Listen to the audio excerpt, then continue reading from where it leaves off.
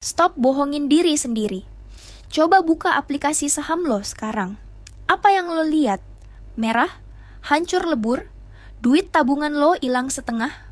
Kalau lo masih mikir itu cuma karena lagi apes atau market lagi jahat, lo bakal miskin selamanya di pasar modal. Masalahnya bukan di marketnya. Masalahnya ada di cara otak lo bekerja.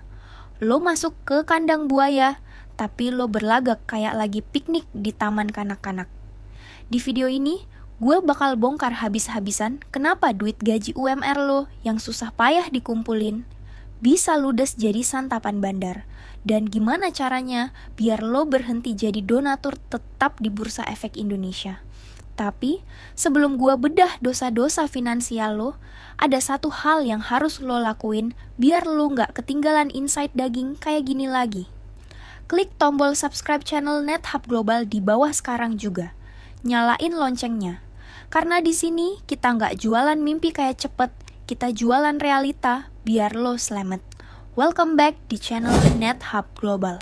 Satu-satunya tempat di mana kita ngomongin strategi bisnis, uang, dan investasi tanpa filter manis-manis. Siapin mental lo. Kita mulai bedah kasusnya. Oke, mari kita mulai dengan tamparan realita. Gua mau lo jujur, berapa banyak aplikasi sekuritas yang udah lo install, tapi sekarang jarang lo buka karena takut lihat angkanya? Ajaib, Stockbit, IPOT. Sekarang, bayangin angka yang ada di menu portfolio lo. Minus 30%, minus 50%, atau malah minus 80% di saham gorengan yang udah tidur di gocap. Kalau jawaban lo, iya, selamat datang. Selamat datang di klub terbesar di Indonesia saat ini.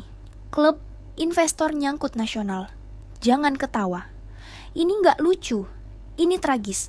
Lo tahu kenapa lo ada di posisi ini? Lo masuk ke pasar saham dengan mimpi yang dijual sama orang-orang di Instagram dan TikTok. Lo lihat screenshot pamer profit ratusan persen. Lo lihat orang pamer mobil hasil trading. Lo lihat grafik hijau yang naik tegak lurus. Dan otak reptil lo langsung teriak, gua harus ikutan, gua mau kaya cepet kayak dia. Kerja kantoran capek, gaji pas-pasan, mending gue jadi full-time trader. Tapi realitanya, sekarang lo cuma bisa bengong lihat layar. Duit lo yang susah payah lo kumpulin dari lembur bagai kuda, duit yang harusnya buat DP rumah atau nikah, sekarang malah jadi donasi sukarela buat para bandar. Lo jadi exit liquidity mereka. Lo jadi karpet merah buat mereka keluar bawa untung triliunan, sementara lo ditinggalin megang saham busuk yang harganya nggak bergerak. Sakit? Emang. Tapi dengerin gua baik-baik. Masalah terbesar lo itu bukan karena market lagi crash. Masalah lo bukan karena ekonomi global lagi lesu. Dan masalah lo bukan karena lo bego baca grafik teknikal. Masalah utamanya ada di antara dua kuping lo. Masalahnya adalah mindset lo. Lo selama ini nggak menganggap Bursa Efek Indonesia sebagai tempat investasi bisnis. Lo secara sadar atau nggak sadar menganggap pasar saham itu sebagai kasino Las Vegas yang legal. Lo beli saham bukan karena lo ngerti itu perusahaan jualan apa, untungnya dari mana, atau masa depannya gimana. Lo beli saham cuma karena satu alasan tolol. Kata temen gue bakal naik. Atau kata influencer saham itu, ini bakal to the moon. Itu bukan investasi sis, itu judi slot versi syariah. Bedanya, kalau slot lo mencet tombol gambar buah-buahan, di sini lo mencet tombol buy pada kode 4 huruf yang lo sendiri, bahkan gak tahu singkatan dari apa. Lo cuma nebak, berharap besok pagi lo bangun tidur, angkanya jadi hijau, dan lo jadi kaya raya. Ini adalah resep kehancuran finansial paling efektif yang pernah ada. Mari kita bedah kenapa otak lo bekerja kayak gitu. Investasi yang benar itu sejujurnya membosankan. George Soros, salah satu trader legendaris dunia, pernah bilang, if investing is entertaining, if you're having fun, you're probably not making any money. Good investing is boring. Investasi yang bener itu kayak lo ngeliatin cat tembok kering, kayak lo ngeliatin rumput tumbuh. Lama, prosesnya lambat, nggak ada ledakan dopamin tiap 5 menit. Tapi, coba cek diri lo sendiri. Kalau lo tiap jam 9 pagi, pas market buka, jantung lo deg-degan kenceng. Kalau tangan lo gemeteran pas mau pencet tombol buy atau sell. Kalau lo tiap 5 menit sekali ngecek harga saham di WC kantor, padahal lo lagi kerja, itu tandanya lo lagi nggak investasi. Lo lagi taruhan. Lo lagi nyari sensasi. Lo lagi main judi. Dan pasar modal itu kejam buat penjudi. Pasar modal itu mesin transfer kekayaan dari orang yang nggak sabaran ke orang yang sabar. Dari orang yang emosional ke orang yang rasional. Hari ini, di video deep dive ini, gue bakal bedah abis-abisan.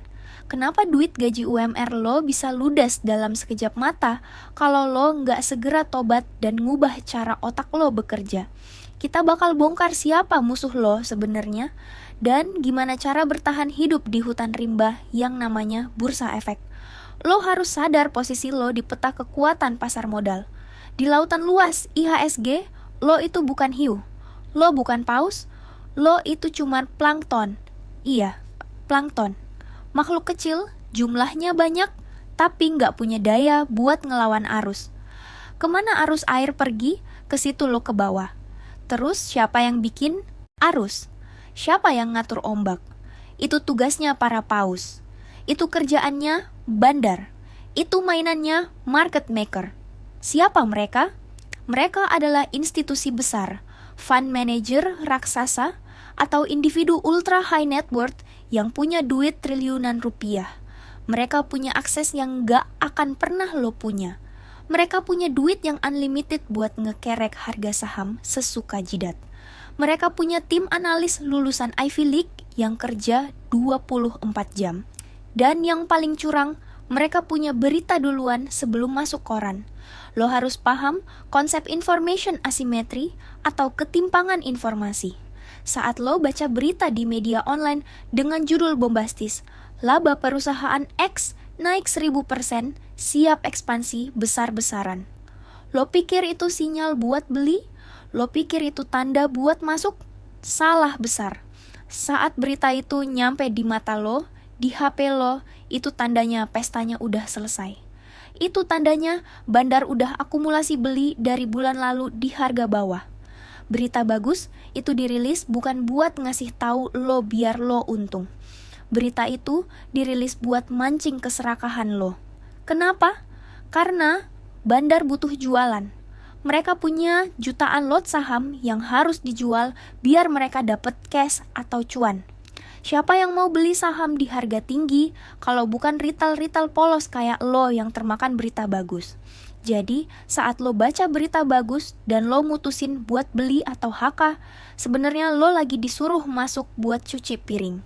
Lo disuruh beli barang dagangan bandar di harga pucuk, biar bandar bisa keluar dengan tenang membawa profit mereka.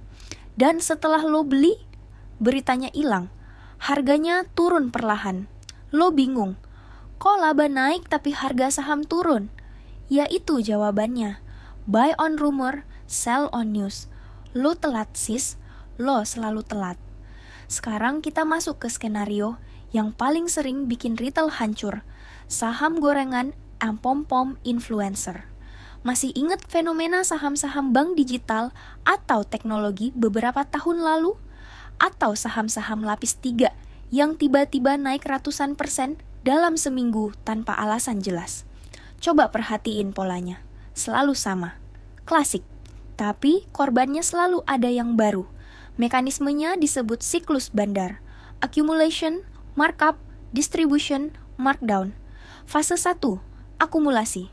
Di tahap ini, harga saham diem, datar, nggak ada volume, nggak ada yang ngomongin.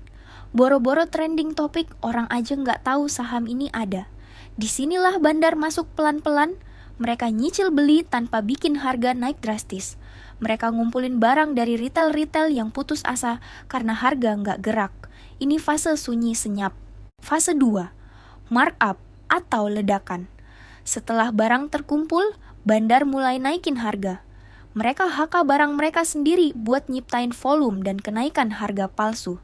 Tujuannya satu, biar saham ini muncul di running trade dan masuk daftar top gainers. Disinilah mata retail mulai melirik. Saham apa nih naik 10%? Wah, naik lagi 15%? Fase 3, distribusi atau jebakan Batman. Nah, di fase inilah peran influencer saham masuk. Lo harus paham, banyak, enggak semua, tapi banyak, influencer saham itu sebenarnya cuma alat marketing alias buzzer bandar. Tiba-tiba di Instagram story mereka, di grup Telegram VIP mereka, muncul kode saham itu. Guys, saham X lagi breakout nih, target price to the moon, asing mulai masuk, ayo serok sebelum terbang. Lo yang lagi FOMO langsung panik, lo takut ketinggalan kereta. Otak rasional lo mati, diganti sama keserakahan. Lo langsung HK, beli di harga antrian jual tanpa mikir. Padahal saat influencer itu teriak, beli, di balik layar, bandar lagi masang jemuran atau antrian jual yang tebel banget. Influencer teriak beli, sebenarnya mereka lagi jualan barang mereka ke LO di harga pucuk. Duit lo pindah ke kantong mereka. Fase 4, markdown atau pembantaian. Setelah bandar dan influencer berhasil jualan semua barangnya ke retail, apa yang terjadi? Nggak ada lagi yang ngejagain harga. Harga dilepas, jatuh bebas, ARB berjilid-jilid. Hari pertama ARB, lo masih denial. Koreksi wajar, besok naik lagi. Hari ketiga ARB, lo mulai panik tapi nggak bisa jual karena antrian jual numpuk. Hari ketujuh ARB, duit lo tinggal separuh. Lo stres, nggak bisa tidur, berantem sama pasangan. Lo akhirnya pasrah jadi investor dadakan jangka panjang alias nyangkut. Lo bengong nungguin mental balik. Padahal harga saham itu nggak bakal balik lagi. Kesana mungkin sampai 5 atau 10 tahun ke depan. Stop sebentar. Kalau sampai detik ini lo ngerasa tertampar sama omongan gua, atau lo pernah jadi korban pom-pom influencer yang bikin duit lo ludes, tolong pencet tombol like di video ini sekarang juga. Biar algoritma YouTube tahu kalau video ini penting buat nyelamatin dompet jutaan investor retail lainnya, biar nggak jatuh di lubang yang sama kayak lo. Satu like dari lo bisa nyelamatin satu nyawa finansial orang lain. Oke, kita lanjut. Terus, gimana caranya biar nggak jadi korban? Gimana caranya biar nggak jadi plankton yang dimakan paus? Jawabannya simple, tapi susah dilakuin. Ubah mindset, elo dari penjudi jadi pebisnis.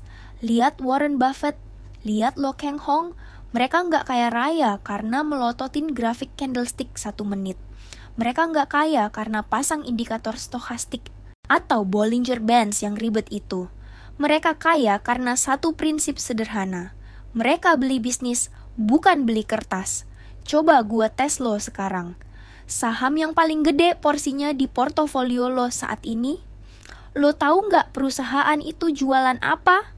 Lo tahu nggak pabriknya ada di mana? Lo tahu nggak siapa yang beli produknya? Lo tahu nggak utangnya berapa triliun? Lo tahu nggak direkturnya orang jujur atau mantan narapidana kasus korupsi? Kalau lo butuh waktu lebih dari 1 menit buat jawab pertanyaan dasar itu, atau lo malah buka Google dulu, fix. Elo lagi spekulasi. Elo lagi judi. Saham itu adalah bukti kepemilikan perusahaan yang sah secara hukum. Kalau lo beli 1 lot saham Bank BCA misalnya, detik itu juga lo adalah bosnya BCA. Lo adalah pemilik bank terbesar di Indonesia itu, meskipun kepemilikan lo cuma 0,0000 sekian persen. Tapi mentalnya harus sama. Seorang pemilik bisnis nggak akan panik kalau harga tokonya ditawar murah sama orang gila di pasar. Mindset lo harusnya, gue mau simpan saham ini karena bisnis BCA itu bagus, nasabahnya banyak, untungnya triliunan tiap tahun, dan bakal makin gede di masa depan.